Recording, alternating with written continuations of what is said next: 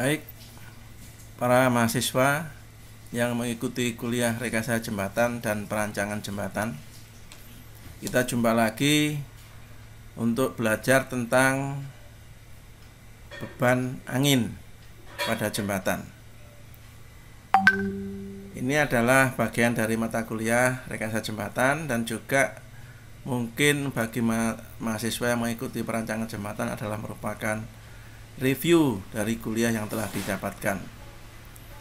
Cara menghitung angin pada jembatan rangka, ya. Kita lihat gambar ini.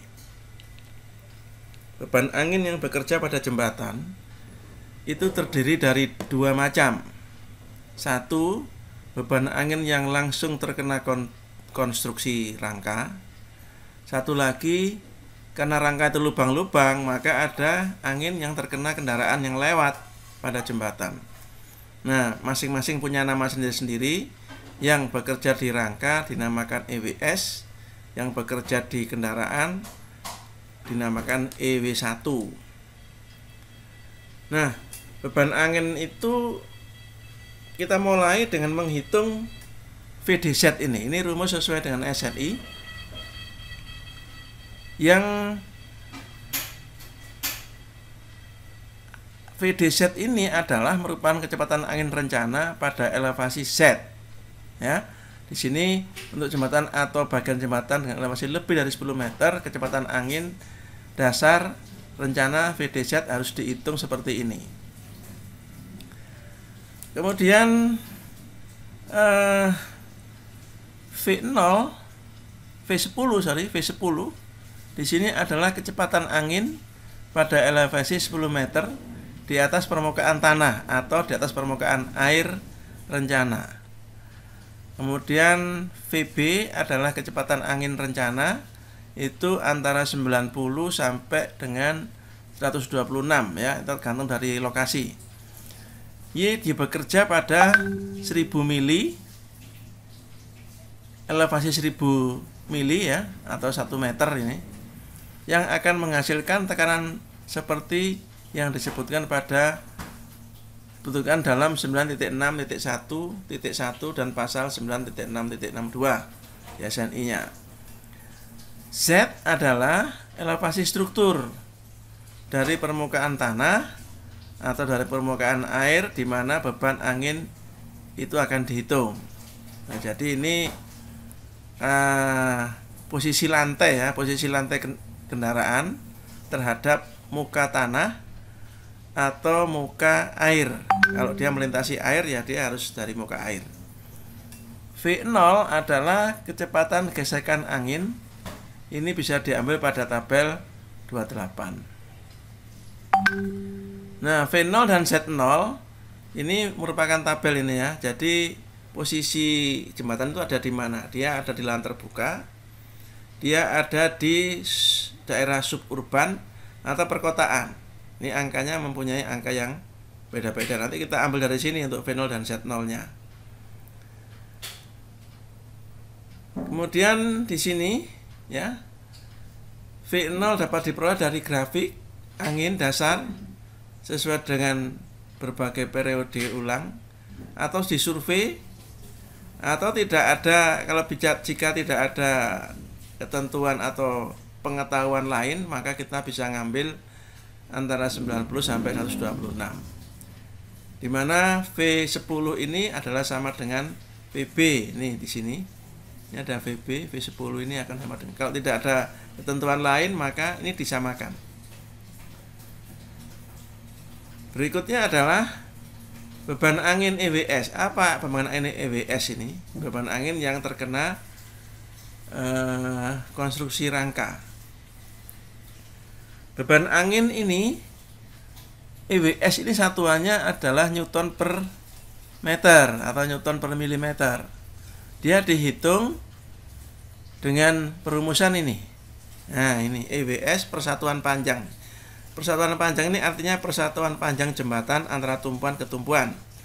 Besarnya adalah PD kalikan tinggi rangka dikalikan 30%. Nah, ini angka 30% ini adalah angka yang dipakai untuk menghitung angin, karena rangka ini kan tidak solid ya, jadi anginnya ada yang lewat dengan di antara elemen-elemen rangka itu, sehingga yang terkena rangka itu diasumsikan sebesar 30%.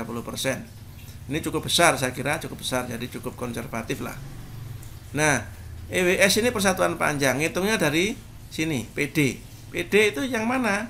Kita bergerak mundur ya. PD itu adalah ini.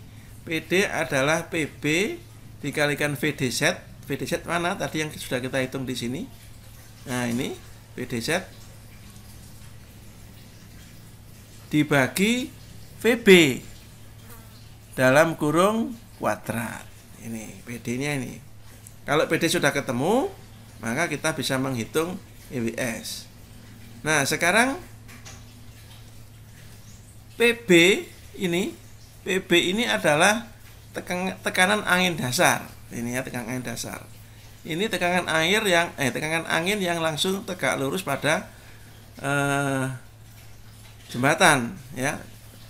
Jadi dia diambil untuk rangka, kolom dan pelengkung kita ambil 0,0024, untuk balok kita ambil 0,0002. Untuk rangka ada hisapnya, diambil 0,0012, balok diambil 0,002. Hisapnya tidak ada. Permukaan dasar ini 0,0019, angin hisapnya tidak ada. Gitu ya. Nah, kalau angin itu tidak bekerja tegak lurus atau dia menyerang dengan sudut serang yang berbeda-beda, tidak 0 derajat, maka kita bisa menggunakan tabel 30. Ini tabel 30. Jadi kalau sudut serangnya 0 derajat tegak lurus, 15 derajat, 30 derajat, 45 derajat, 60 derajat. Ini adalah beban lateral, ini beban longitudinal, ini yang langsung ya. Ini beban arah memanjang, ini beban arah melintang. Untuk gelagar angkanya juga sudah ada sendiri ya, ini untuk lateral, ini longitudinal. Nah, ini ada yang perlu dicermati. Untuk angin yang langsung terkena kendaraan, menurut tabel 30 ini berarti sudutnya adalah 0 derajat. Itu besarnya untuk rangka diambil 0,0036, untuk memanjang tidak ada karena memang dia tegak lurus arah memanjang jembatan. Nah, namun pada tabel 29 itu dia angkanya agak beda. Saya kira di sini menurut saya 0,0024 ini harusnya 0,0036. Nah, ini 0,0036. Jadi ini ada mungkin sedikit kesalahan. Jadi kita ambil saja yang terbesar. Ini sudah peraturan karena saya tidak berani merubah, tapi secara logika harusnya sama dengan ini. Kemudian hisapnya di situ dihitung 0,0012. Ini berarti yang di belakangnya. Jadi angin itu harus dihitung tekan dan hisap. Ini ada angkanya ya, jadi sesuai dengan sudut serangnya ya. Jadi ini. Kemudian kalau sudah ketemu PD ini adalah kita hitung EWS-nya gitu. Nah, terus bagaimana penyebarannya? Nah, EWS ini penyebarannya kalau dia rangka tertutup, maka dia karena dia per meter panjang tadi, maka dia harus dikalikan ini, dikalikan lambda ya.